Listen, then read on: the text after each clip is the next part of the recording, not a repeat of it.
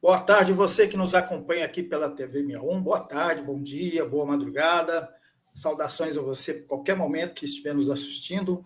Estamos começando mais um programa O Direito Achado na Rua, aqui pela TV 61 e pelo Expresso 61. E eu tenho a grata satisfação de receber aqui o José Eduardo Elias Romão. Como vai você, José Melhor Eduardo? agora, viu, João? Melhor agora. Um prazer estar aqui contigo. Muito obrigado pelo convite. É um prazer aqui falar um pouquinho sobre direito achado na rua e questões que são relevantes para todos nós. Muito bom. Olha, o assunto meu com o Eduardo aqui é um assunto super interessante. Deixa eu pegar minha colinha aqui. Nós vamos falar sobre. Só um minutinho, gente, que eu estou perdido aqui com a minha cola. Tá aqui. E você sabe, João, que antes da gente começar esse papo, eu também não tive a chance de te dizer ainda. Eu sabia quem você era, é claro, e é realmente um prazer te encontrar aqui, te conhecer aqui. Mas eu li a sua carta de despedida quando você saiu do Mato Grosso e voltou para Brasília, e uma das peças mais bonitas do jornalismo que eu li, viu? Você está de muito parabéns, gostei demais, muito delicado, falando do afeto, da relação profissional e do como o afeto nos mobiliza, né? Como o amor nos impulsiona. Eu acho que é um pouco do que a gente tem para tratar aqui também com o Direito Achado na Rua. Muito bem, e é justamente sobre esses afetos, essas relações, né, entre o direito achado na rua e o programa Polos de Cidadania da Universidade Federal de Minas Gerais, a UFMG. Esse programa é um programa de formação e de educação para a cidadania. E o Romão, ele é o coordenador desse programa, né? Falar um pouquinho aqui sobre a biografia do Romão. O Romão, ele é formado em Direito pela Universidade Federal de Minas Gerais, possui especialização em Direitos Humanos, mestrado e doutorado em Direito Público pela Universidade de Brasília, nossa querida UNB. Ele foi ouvidor-geral da União, a OGU, de 2011 a 2015, e ouvidor da Petrobras, distribuidora, de 2016 a 2019. Atualmente é diretor de integridade da Fibra Energia, acumulando as funções de ouvidoria, compliance, encarregado de LGPT, que é governança, a sigla em inglês, né, de governança, gestão de riscos e controles internos. Responde ainda pela coordenação do sistema de gestão da integridade da companhia. Se você me permitir, Romão, eu vou querer também falar um pouquinho sobre essa história da Petrobras aí, tá? Mas isso é um outro assunto. Não, acho que cabe aqui sim, a gente tem que conversar sobre tudo. Que Cabe bom. sim. Então vamos começar como a gente sempre começa aqui no nosso programa Direito Achado na Rua, você resgatar aí como é que foi essa sua chegada, essa sua inserção aí no programa, no grupo de estudos do Direito Achado na Rua.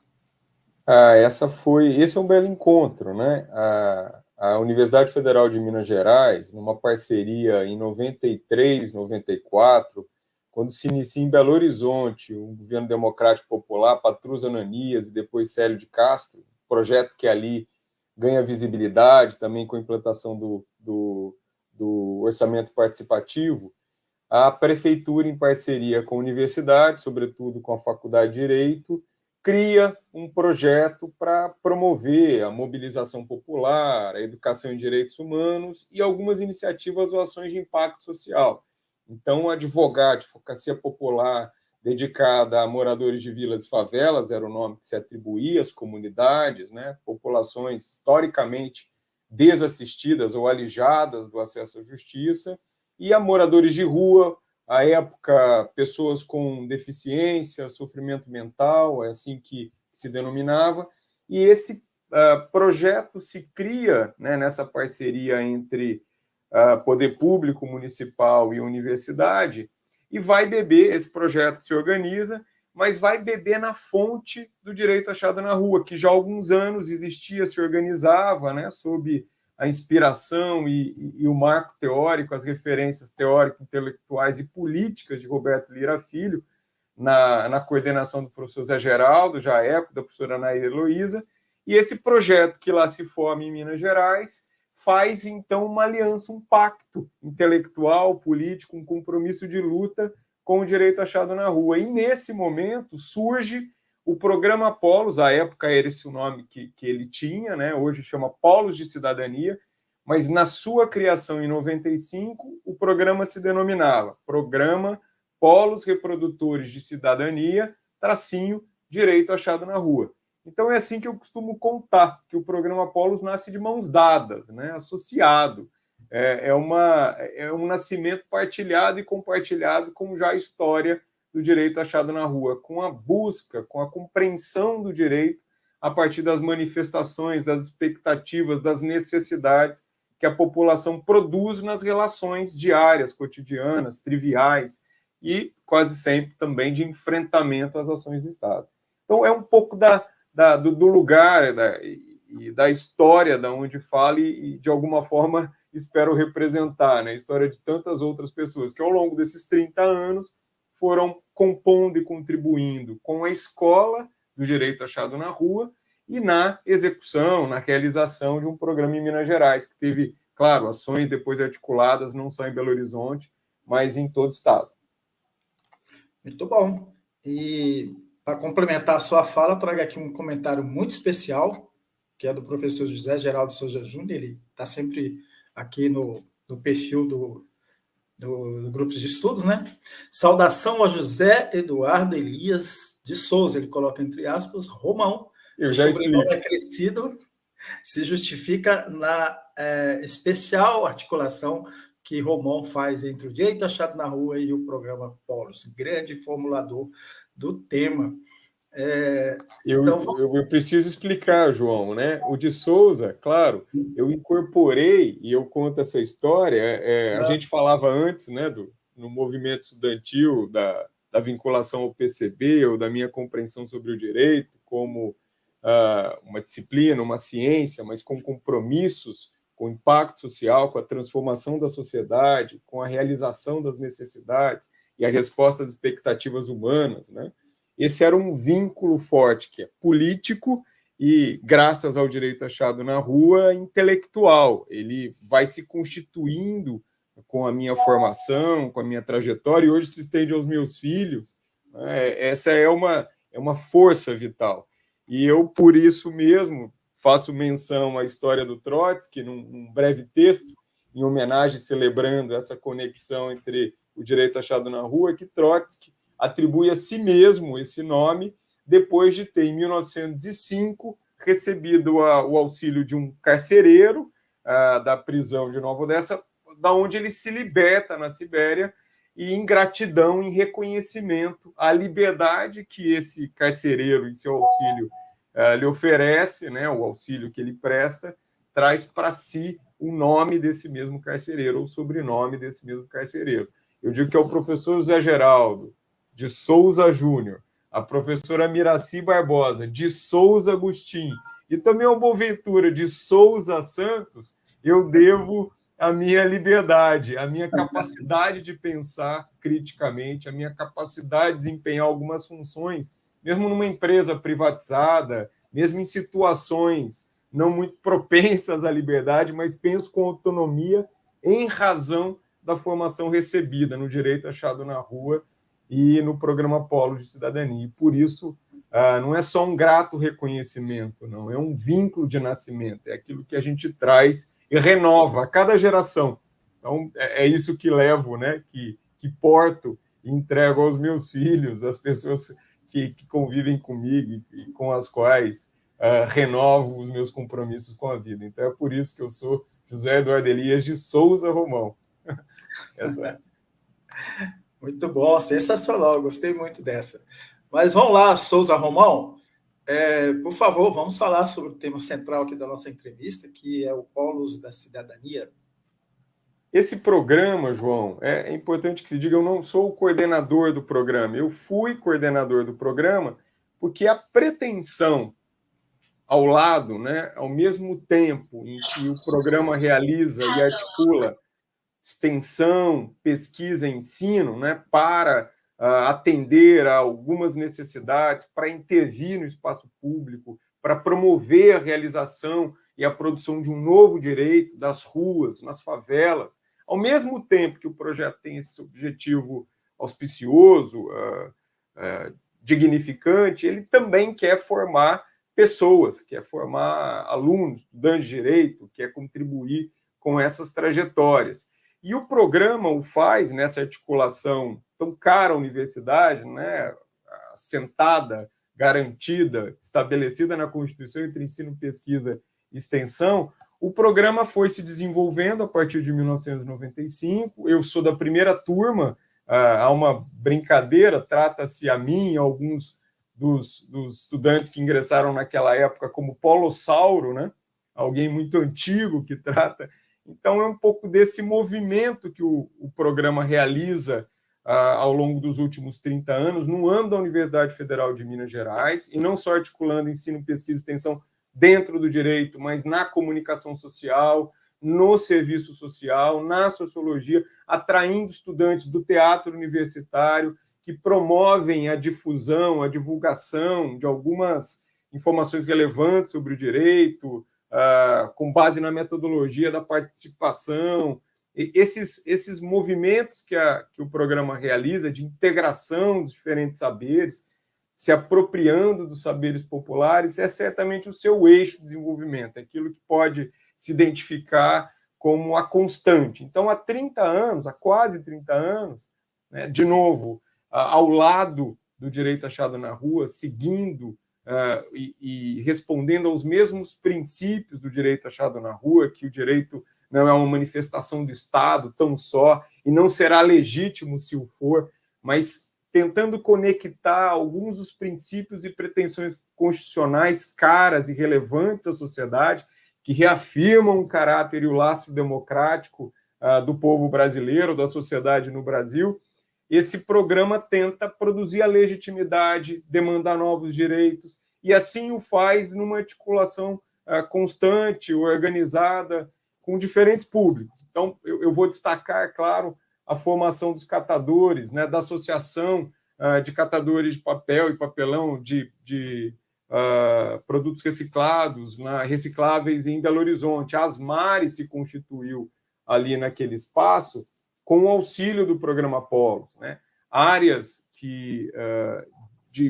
áreas de vilas e favelas ou comunidades na periferia da cidade em situação irregular foram atendidas, alcançadas pela ação do programa Polos, em conjunto e na disputa com o Estado, eventualmente em processos de mediação, promoveu a regularização, a titulação coletiva, em alguns casos, desses espaços na cidade de Belo Horizonte e depois também no interior do Estado, né? Um trabalho relevante no Jequitinhonha, de antropologia jurídica. Esse é o trabalho que o Polos realiza, insisto, nesse duplo objetivo de promover uma intervenção qualificada, né, realizar o direito constitucional, promover a formação de novos direitos, o exercício pleno da autonomia, da cidadania, por populações historicamente discriminadas, alijadas de qualquer acesso, e, é claro, a formação de estudantes, qualificando a formação de estudantes de direito. Então, ao mesmo tempo que digo que sou de Souza Romão, eu digo sempre que a minha formação não é na faculdade de Direito da FMG, a minha graduação, mas no programa Polos da Faculdade de Direito. Devo ao programa essa trajetória, a consistência, ali se inicia essa compreensão do direito, o vínculo forte com a realidade, com o meu país, né? Sem admitir que há um direito e pode haver uma realidade que com ele não se comunica. Esse é o trabalho que também o direito achado na rua há mais de 30 anos promove, difunde e preconiza. O Polos, né, Romão, ele, como você já tinha mencionado, ele é um programa de extensão da UFMG, né? Mas você havia se referido lá, quando você falou da sua relação com o direito achado na rua, sobre a Prefeitura de Belo Horizonte. É um intercâmbio, é um convênio? Especifica um pouco melhor sobre isso. Eu achei interessante que a gente estava falando lá do PCdoB lá atrás, né? Nos nossos bastidores aqui, das nossas militâncias, você falou da sua militância no PCB, e você se referiu ao Célio Castro, que foi meu camarada do PCdoB, né? Então, fiquei muito feliz. E o Patrus, né? Do PT, que hoje está fazendo 43 anos de existência, o Partido dos Trabalhadores. Mas eu queria que você falasse um pouco dessa relação da Prefeitura com o AFMG dentro do Polos? Fundamental foi a interação com a prefeitura, porque a relação com a prefeitura, que era um convênio que pagava bolsas para estudantes. Então, no programa Polos, tinham dois grupos de estudantes ou formas de remunerar: bolsas de pesquisa e bolsas de extensão da Universidade Federal, e aí pelos programas das pró-reitorias, programas patrocinados e amparados pelo CNPq, como de costume, como ainda hoje se vê, bolsas de iniciação científica, que remuneravam, né, contribuíam com o desenvolvimento desses estudantes, e havia um outro conjunto de bolsas da prefeitura, não distribuídos de acordo com o perfil, era mesmo uma distribuição aleatória. Eu tinha, é claro, uma bolsa da prefeitura, e isso manteve, é claro, um estímulo, acabou atribuindo um estímulo ainda maior para que a gente trabalhasse, atuasse também no âmbito de uma inovação institucional criada à época, que era a Coordenadoria de Direitos Humanos, à época coordenada pela dona Helena Greco, né, uma referência no movimento de direitos humanos, que promoveu não só a luta contra a ditadura, mas no processo de redemocratização, novas institucionalidades para acolher as expectativas da sociedade, reafirmar historicamente os direitos humanos, mas a dona Helena Greco era assim nós a chamávamos, ela compôs ali um grupo de estudantes, ela promoveu essa interlocução. E o que fez? Tudo muito tranquilo, tudo muito sossegado? Não, muito antes, pelo contrário. Ali os estudantes vivenciaram, né, no âmbito do poder público, com todas as limitações e exigências, né, políticas da atuação do poder público, mas vivenciaram uma forte tensão. E quando, né, a pergunta era essa, e quando as demandas da população não se relacionam à agenda político? Porque nós éramos, é claro, todos mobilizados pela realização daquele programa, daquele projeto democrático e popular. Mas nem sempre isso se travava, em especial no orçamento participativo. É bom lembrar, né, o PT foi implantando gradualmente parcelas do orçamento, até por uma delimitação da lei de orçamento e essa inovação também que foi o orçamento participativo, mas gerava reconhecimento e insatisfações.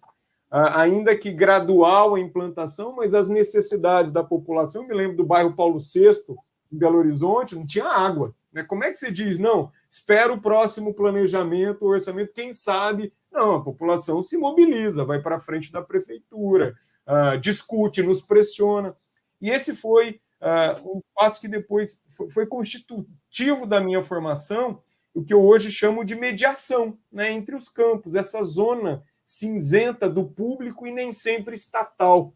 Nem sempre o que o Estado promove ou realiza como política é necessariamente política pública para atendimento às necessidades da população. E esse é um tema ainda hoje, e que com o governo Lula III, de novo tem relevância, porque os movimentos sociais tendem, é claro, prestarão apoio, se mobilizam, redobram as expectativas, mas a tensão é constante. É preciso reconhecer que não há adesão, né? O projeto se realiza nas tensões cotidianas, e esse foi um ponto importante. Então, a prefeitura, sem remover nenhuma relevância do trabalho de pesquisa ou desenvolvimento intelectual, mas a vivência no âmbito da prefeitura foi decisiva para a minha formação como mediador, né, para operar as tensões do Estado.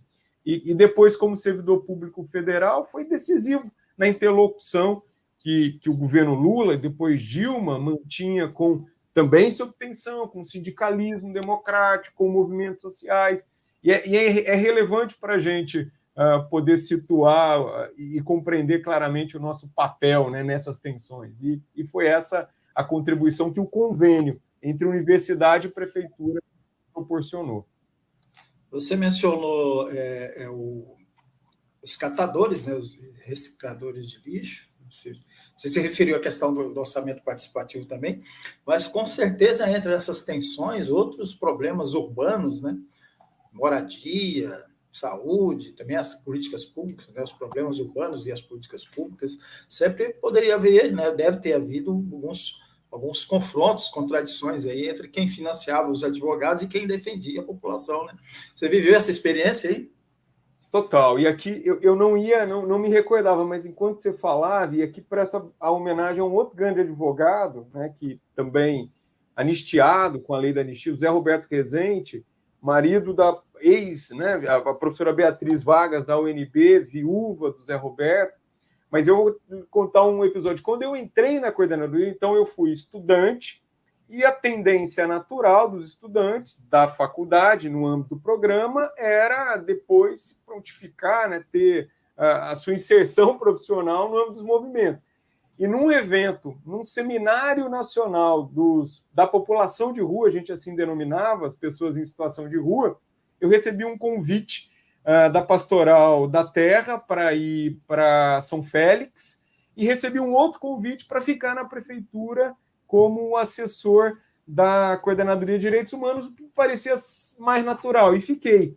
E aí, o João Batista, professor João Batista também, me disse, lá era Zé Eduardo à época, né, João? Zé, fica tranquilo, você vai assumir a coordenadoria agora em dezembro, e nunca nada, fique tranquilo, nós vamos passar. E o João foi, ele fazia, eu acabava o doutorado na França, eu vou viajar, fique aí, eu sem pouco ou nenhuma experiência, pois teve a ocupação do Zilá Expósito, hoje um bairro urbanizado de Belo Horizonte, e os movimentos. E aí, isso foi do dia 23 para 25, alguma coisa assim de dezembro. Estou falando em 1998. Qual ano foi mesmo? Qual ano? 98, João, 1998. E eu tinha uma moto, aí eu liguei, não tinha nenhum advogado popular, eu falei, eu tenho que ir para lá, a polícia está perfilada, vai fazer uma desocupação, existe uma decisão judicial autorizando a desocupação daquela área e você tem que ir para lá, né? E aí os contatos, não havia celular, hein, João? Não havia celular naquela época, eu não tinha celular. Mas esse foi muito interessante. Eu cheguei, a polícia perfilada, toda com cachorros, e eu, advogado, o único advogado ali, falei com as lideranças do local, eles falaram, olha, nós vamos para o enfrentamento. Não há o que fazer, não há onde ficar, né? Não há para onde ir. E nessa ocasião eu também não sabia o que fazer, né? Eu não sabia para onde. Tentei negociar com o tenente ali, o responsável pela operação, e ele inarredável, intransigente. Aí eu saí, fui telefonar pelo um telefone público, o famoso orelhão, e liguei para o Zé Roberto Rezende, que era já ouvidor estadual dos direitos humanos. Falei, Zé, não sei o que fazer aqui. Vai acabar em grossa violência, eu não sei como é que faço, né? Ele falou, ganha tempo. Marca uma reunião com todo mundo, comigo, para depois do Natal, aqui no Palácio da Liberdade, lá de Minas Gerais, para que você consiga negociar e ganhar tempo. E aí foi uma das medidas mais eficazes em se tratando de mediação. Às vezes, quando o conflito é iminente e o risco de violência, de integridade é real, é preciso ganhar tempo. Eu voltei, conversei com as lideranças, todo mundo topou, falei, negociei com o responsável pela operação, então esse foi o meu batismo de fogo, eu costumo contar. Não haveria nada em Belo Horizonte nessa época, tudo muito tranquilo, e assim foram, como são, né? Como são as experiências dos advogados que militam pelos direitos humanos. Eu ainda, né, e é triste também a trajetória, porque muitos são executados na atividade de campo, sofrem não só represálias, mas são assassinados, têm a vida mudada, né? São duras, enfim. Mas a minha história, o meu batismo, foi seguir para a coordenadoria, então ali me tornei o responsável jurídico pela coordenadoria, e a minha escola foi se completando até poder ser recebido, é importante que eu diga, da coordenadoria. Eu vim para Brasília, eu fui para Brasília fazer mestrado com o professor Zé Geraldo. E ali sim as linhas, né, como diz Machado de Assis, as linhas, as pontas da minha formação, eu acho que se amarraram bem. Acho eu. Quem vai dizer isso é o professor Zé Geraldo e os meus colegas, mas eu acho que a gente conseguiu ali fazer uma amarração qualificada a bem das pessoas que a gente deve atender. Ele já disse aqui na mensagem dele, né? De certa forma. Que bom, que bom. Romão, você está resgatando essa história. Só uma coisa antes de eu prosseguir. Quem era o governador na época mesmo? De Minas, eu acho que é Eduardo Azeredo. Acho que era Eduardo Azeredo.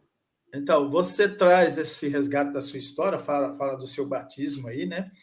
E o que a gente percebe, eu convivi também durante muito tempo na minha militância com os advogados populares, né? As ocupações, em várias fases do movimento e a importância que tem um advogado popular. O projeto seu aí, Polos da Cidadania, do qual você faz parte, que traz um projeto de extensão e traz todo esse resgate histórico que você traz aí, ele permite também o advogado, que em geral é uma profissão um tanto quanto elitista, né? Historicamente elitista, e você tem direito achado na rua, você tem os programas de extensão também da UNB, parece que tem 2 ou 3 muito importantes, tem esse do Polo de Cidadania, você tem o Pronera, quer dizer, você tem uma série de programas aí de formação, de graduação, pós-graduação, de extensão, de pesquisa, que muda um pouco o perfil desse advogado elitista, né? Sim, João, e faz uma... É isso que eu acho que a gente trata quando fala do Polos e do direito achado na rua, né? Uma aliança de solidariedade e compartilhamento que nos fortalece, que o advogado, na militância, nos enfrentamentos diários, fica exposto, demasiadamente exposto. E o que oferece o amparo da universidade, profissionais como o professor Zé Geraldo, e poderia citar outros tantos, né, que atuam na defesa, no amparo, na promoção dos direitos humanos, é essa aliança de solidariedade. Isso é decisivo, essas redes que se operam. Né? A advocacia popular depende decisivamente dessas redes de amparo, e até mesmo na remuneração, na colocação desses profissionais, na acolhida no ambiente universitário. É muito importante que esses profissionais, né, em determinado momento da sua trajetória, tenham a chance. E isso o programa de pós-graduação nas mãos do professor Zé Geraldo, na UNB, o faz sem comparação, é inegavelmente o programa de maior acolhida, né, que traz para dentro da universidade esses novos saberes, reconhece a difusão e a descentralização dos saberes e oferece um momento oportuno de reflexão. Na minha trajetória, foi decisivo esse acolhimento. Né? Eu tinha uma experiência limitada e que se amplificou na interlocução com os meus colegas. Me lembro de muitos deles, mas cito Sara Cortes, professora, professor Marilson Santana, pessoas que cultivavam experiências próximas, semelhantes, mas que juntos ali no âmbito do programa de pós-graduação, do mestrado e depois do doutorado, né, maximizavam a nossa capacidade de intervenção, de luta, de articulação em defesa da sociedade. O programa Polos da Cidadania, como ele está hoje, atualmente, como que ele está funcionando? O programa tem um forte reconhecimento. Eu me lembro a época que conversei ontem com a professora, né, em razão dessa entrevista, eu conversei com a professora Camila Nicásio, que é uma professora de antropologia jurídica da UFMG, da Faculdade de Direito, e também formada no âmbito do programa. Ela disse, olha, se lembra quando a gente passava o chapéu, ali literalmente, viu, João? Porque o grupo tinha um teatro, e o teatro fazia, como os artistas de rua, também passava o chapéu para recolher contribuições, para obter recursos básicos para manutenção, porque nem sempre a prefeitura se modificou e os convênios não foram mantidos e o Polos precisava sobreviver. E essa professora ontem me disse, pois bem, mudou completamente o cenário. O programa tem sido e obtido reconhecimento, não só premiações, mas é para a Universidade Federal de Minas Gerais uma referência sólida, robusta, né, resiliente de luta ou de mobilização em defesa da população do Estado, da população de Belo Horizonte, aquela, insisto, a população historicamente desassistida, e um exemplo claro de integração entre extensão, ensino e pesquisa de qualidade dos diferentes cursos. Então, hoje, o programa vive um momento, né, muito relevante na sua trajetória, na sua longa, são quase 30 anos, foram se consolidando as interlocuções, o direito achado na rua segue sendo para o programa não só lastro, mas uma perspectiva sempre constante de futuro, de compartilhamento. Muitos ex-alunos do programa Polos estão hoje na UNB, então da UFMG, eu poderia, professor Guilherme Scott, Janaína Penalva, professor Leonardo Barbosa, professor Cristiano Paixão, que fez doutorado e que não foi do Polos, mas promoveu essa interlocução. Eu tenho a impressão que isso é relevante de se acentuar, né? Que essas trajetórias não é possível que elas se realizassem ou prosseguissem, prosperassem para si sozinhas, né? Não é o Romão ou uma outra pessoa, não. É esse conjunto que tenho certeza que o programa Polos ainda representa. Essa história consistente de dedicação à pesquisa, ao ensino de extensão, dedicados, voltados à sociedade no Brasil. E esse é um movimento que, felizmente, cresceu e o programa tem amplo reconhecimento. Claro, sempre faltam recursos, é verdade, mas não disposição política e reconhecimento para que ele prossiga promovendo uma advocacia também de impacto social, promovendo a transformação das vidas das pessoas que necessitam. Muito bom, a gente está com uma audiência muito boa aqui, Romão, e eu queria pedir você que está nos acompanhando para se inscrever aqui no canal, na nossa TV 61, acionar o sininho aí para receber as notificações aqui do programa Direito Achado na Rua, dar o joia aí, né? Vamos ajudar a impulsioná-lo, e compartilhe aqui essa entrevista maravilhosa aqui com o professor Romão. Romão, e você, está por onde agora? Parece que você está em São Paulo. Como é que está o seu vínculo ainda com Polos da Cidadania? Fala um pouco aí de como está a sua vida profissional hoje. Realmente essa me parece relevante, porque nem sempre eu consigo justificar o lugar de onde eu falo. Eu sou servidor público do IPEA, né, federal, e há mais ou menos 6 anos atrás, quando era inevitável, parecia 6, 7 anos, né, o golpe contra o governo Dilma, eu fui selecionado para atuar como ouvidor dentro da Petrobras Distribuidora. Lembrem-se que a gente falava ainda da Lava Jato, né, sobre o sistema Petrobras, produzindo exigências e modificações, e eu fui, porque havia antes trabalhado na CGU, selecionado num processo de recrutamento, que envolveu profissionais de mercado, profissionais de outras esferas, para atuar como ouvidor. De lá para cá, eu fui para a Petrobras Distribuidora. Em 2019, a Petrobras Distribuidora foi privatizada, e logo quando eu cheguei em 2016, essa já era a decisão da Petrobras, né? A gente está falando da Petróleo Brasileiro S.A., é a empresa que a gente chama de Petrobras, que tem foco, sobretudo, na exploração de petróleo, que alcançou o pré-sal. Essa Petrobras era dona integral da Petrobras Distribuidora. E em 2016, logo quando eu chego, a Petrobras decide, então, vender a Petrobras Distribuidora. E essa foi um divisor de águas para mim. Porque, poxa, acabando de chegar, né, uma expectativa também gigantesca, mas isso é importante. Nem sempre eu tenho a chance de falar com esse público de afeto sobre esse processo. Mas eu me lembro que a Petrobras justificava a privatização por 3 básicos motivos, né?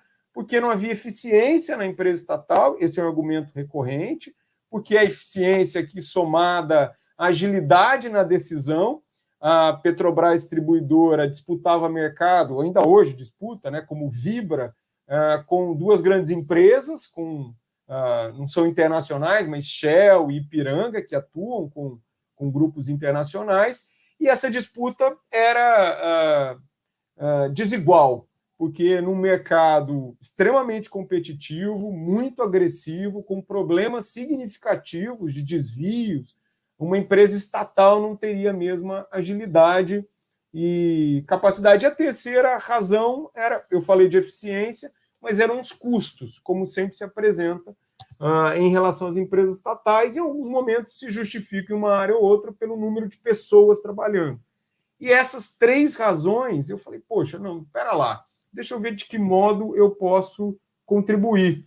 E eu dizia que a pretensão por eficiência, a pretensão por custos eficazes ou custos adequados e a capacidade de competir num ambiente agressivo era uma capacidade do Estado. O Estado deveria, sobretudo numa história de desigualdades, o Estado deveria disputar espaço com o mercado para ações relevantes para a população. E assim via o desenho das políticas públicas. Eu poderia aplicar a mesma compreensão sobre planos de saúde e o SUS. Alguns países fazem investimentos colossais ou desinvestem, né, removem valor dos sistemas públicos para migrar recursos para planos de saúde, para o mercado, planos hospitalares, e essa é sempre uma tensão.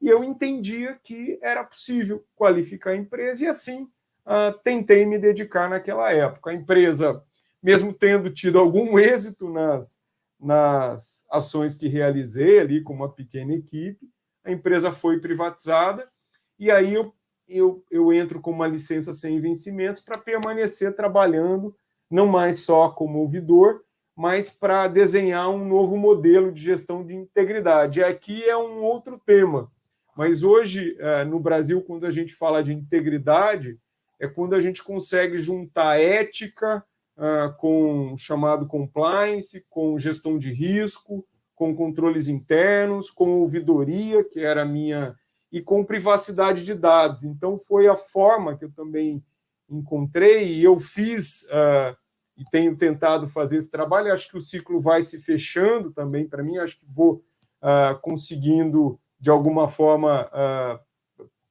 concluir as contribuições, mas esse foi um esforço de constituição de um novo sistema, um modelo de atuação, que, a meu ver, se aplica às empresas privadas, que são, sim, indispensáveis ao desenvolvimento do Brasil, não tenho nenhuma dúvida, né? Não é possível ser hostil ao capital privado ou ao denominado mercado, sim, quando esse mercado não cumpre as regras ou não respeita os limites estabelecidos pela Constituição ou não honra com a confiança depositada, né, de investidores. Hoje a Vibra, antes era capital fechado da Petrobras, hoje a Vibra tem 100 mil investidores individuais.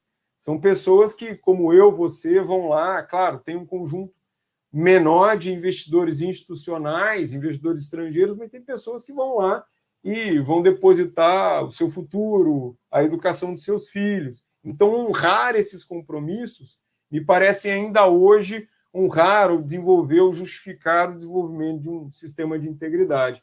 É um pouco onde tento me situar, João, mas com saudade, é claro, sempre da discussão do desenvolvimento e do trabalho realizado no âmbito do programa Polos e também do Direito Achado na Rua, mas já não tenho mais rotina com esses grupos. Trabalho e atuo pontualmente, né, respondendo a um convite, a uma interação, a um desafio em específico, mas o meu trabalho hoje está quase todo concentrado no desenvolvimento do denominado sistema de integridade aí que a gente mencionou. Muito bom a sua experiência, né, lá desde o Polos, né, permitiu a você essa capacidade de fazer essa mediação, né? Então acaba sendo um processo também de mediação. Mas como é um tema que você mesmo mencionou, é para uma outra conversa, eu quero retomar com você, né? Porque a gente vive um processo, é bom registrar isso, né? A gente está vivendo um processo aí no país, neste momento, muito delicado em relação à chegada do governo Lula 3, como você tinha mencionado aí, e que essas pautas aí em relação ao petróleo, privatizações, etc., elas já começam a ser mais ainda movimentadas. Mas eu quero voltar um pouquinho ao Polos, né? Você, apesar de não estar mais atuando, você tem essa conexão, você mencionou aqui até o contato que você fez com a professora para que referenciasse um pouco a nossa entrevista, mas eu queria voltar um pouquinho mais lá aqui naquela questão que eu falei, da formação do advogado, que a advocacia, como eu te havia mencionado, é uma profissão tanto quanto elitista, mas programas como esse, como o Polo, ele consegue trazer para a advocacia advogados com formação popular, consciência política, consciência de classe também é importante. Queria que você comentasse um pouco. Perdão, você tem razão. Esse é um tema que me interessa muito, aí é um interesse muito pessoal, mais do que jornalístico. Mas você tem toda a razão, você já tinha perguntado e eu acabei passando ao largo, mas é fundamental e decisiva a existência do programa Polos para acolher esse estudante que, num primeiro momento, não se reconhece né, no elitismo do direito, né, no profissional nefelibata, no profissional engomado, na fala empolada do bacharel, né, naquela sofisticação, eu vou usar uma expressão grosseira, mas cafona, é uma coisa curiosa. E o polo... Os datavenas da vida, né? Os datavenas, os brocardos jurídicos, João, e você tem toda a razão. E o polos, tanto quanto o direito achado na rua, eu acho que isso é importante, e como o Saju na Bahia e outros centros de acolhida, né, de produção do direito libertário, de um direito emancipatório, esses centros esses locais são fundamentais para que esse aluno não saia da faculdade.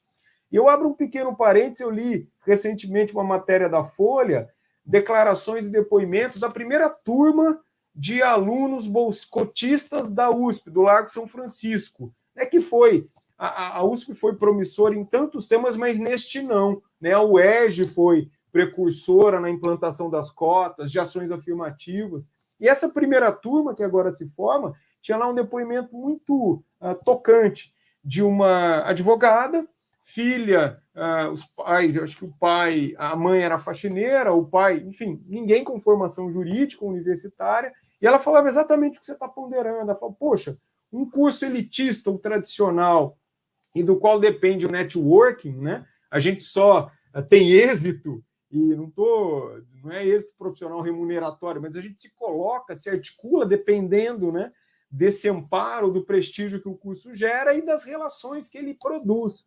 Então, foi fundamental para mim e tem sido para os estudantes, muitos estudantes com os quais eu convivi, primeiro como pesquisador, né? A gente era pesquisador extensionista, depois eu me torno orientador de campo e depois co-coordenador do programa Polos. Nessas 3 etapas, a gente recebia muitos estudantes que diziam, não, vou embora, vou fazer sociologia, vou fazer letras, vou voltar para a música, ou vou fazer psicologia, porque eu não me reconheço. E mais uma vez falo para o professor Zé Geraldo, em algum momento da minha trajetória, já como advogado em Brasília, né, me frustrando, é claro, né, a profissão é farta, como todas as outras, em frustrações, e eu frustrado com a atuação da OAB Federal, e o professor Zé Geraldo não só, eu falo em lastro, né, mas parece pouco quando eu digo isso. O professor Zé Geraldo traz na memória, a história e o futuro da advocacia no Brasil, da ordem, e eu decidi, viu, João? Falei, professor, não tenho nem dinheiro, vou parar de pagar a anuidade da ordem. E eu decidi, da minha cabeça, falei, não vou mais, porque eu não me reconheço. E o professor Zé Geraldo me disse, fez uma conversa sempre serena, como ele faz, mas contei ontem também para o meu filho, que faz direito. Falei, olha, o professor Zé Geraldo falou, justamente por você não se identificar, justamente por você não se reconhecer nesse elitismo, enfim, não representativo das nossas necessidades, você deve aqui permanecer. Justamente é esta a nossa luta, de manter acesa a sede por justiça, a esperança por um direito que emancipe, é que vocês devem permanecer. Isso só é possível, insisto nesse ponto, numa aliança constante, fraterna e afetiva, como a qual promove direito achado na rua, na UNB em especial, em todo o Brasil, por sua capilaridade, e o programa Polos na UFMG. Então, é dessa aliança que não só depende a nossa sobrevivência como profissionais do direito, mas o enfrentamento duro ao elitismo, ao academicismo, a todas essas expressões que não representam de modo algum as necessidades da população desse nosso país. Muito bom, excelente. Romão, vou deixar aí para suas considerações finais e para você agregar também alguma coisa que eu não lhe perguntei que você acha relevante trazer para a gente aqui. João, acho que a gente falou, fico muito grato, sabe? Pensar que, e você, estou me sentindo na sala da sua casa aí, viu?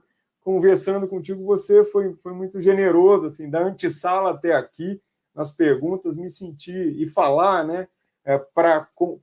Compartilhar com os nossos colegas, com amigos, é sempre muito bom. Mas o que eu queria apenas sublinhar é que, mais do que um conhecimento, uma informação, é claro, o direito sempre se renova em termos de prática, mas o que a gente tem em nossa formação, que o programa Polos, Cidadania, me ofereceu, e o direito achado na rua, né, acentuou a minha experiência no mestrado e depois no doutorado na UNB, é o que o poeta espanhol chamava o jeito de caminhar.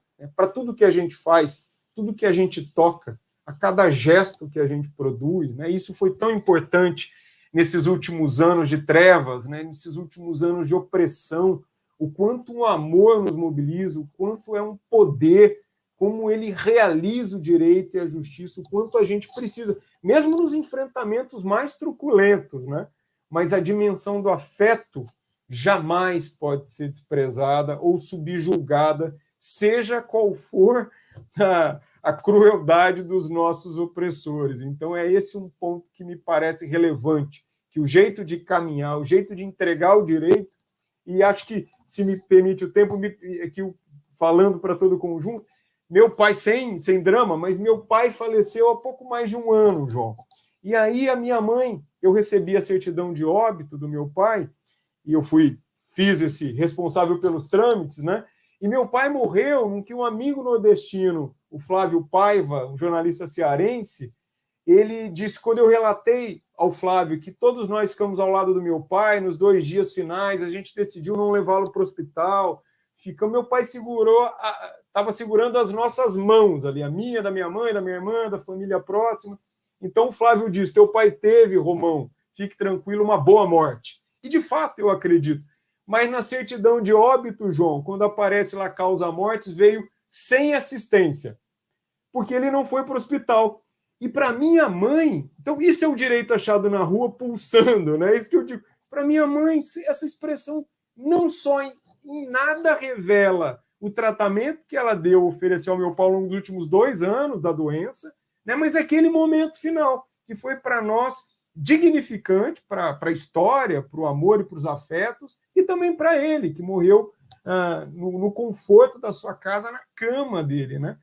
Mas o direito, o ali prescreve, estabelece que ele teria morrido sem assistência. Eu pedi para minha mãe, falei, não, mãe, eu vou advogar para a senhora, pode ficar tranquila, escreva aí a sua carta de como ele foi assistido e nós vamos tentar produzir essa alteração no registro e na certidão de óbito. Vamos ver o que a gente traz de novo. Então, esse jeito de caminhar, de lidar com os conflitos, né, de ver no direito pulsante, olhar para os conflitos e ver sempre uma manifestação do direito popular achado nas ruas, é isso que é o grande legado, me parece, a minha obrigação também de transmitir a quaisquer gerações e as pessoas nas interações mais triviais, viu, João? No modo como a gente cumprimenta as pessoas, no modo como a gente se relaciona com o mundo. Então, espero que eu tenha sido capaz de transmitir a você também um pouquinho desse jeito de caminhar que aprendi no programa Polos e no Direito Achado na Rua. Muito obrigado.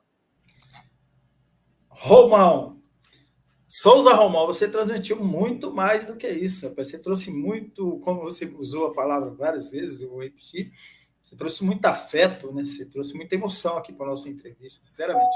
A sua fala, sobretudo essa última parte da sua fala, e aí eu fiquei pensando assim, né?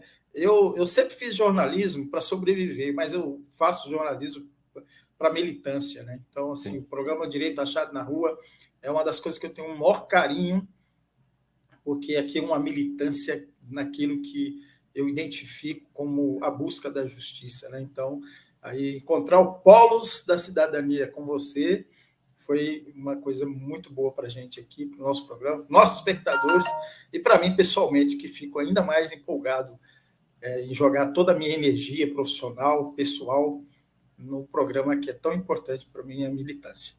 Agradeço muito a você. A gente está com uma boa audiência aqui, pedir para vocês se inscreverem aqui no nosso canal. Compartilhe essa entrevista maravilhosa, fiquei muito encantado com ela. E a gente volta na próxima semana, ou a qualquer momento, com mais uma entrevista aqui no seu O Direito Achado na Rua, pela TV 61. Um grande abraço, obrigado, Romão, mais uma vez. Obrigado, João, obrigado a todos. Tchau, tchau.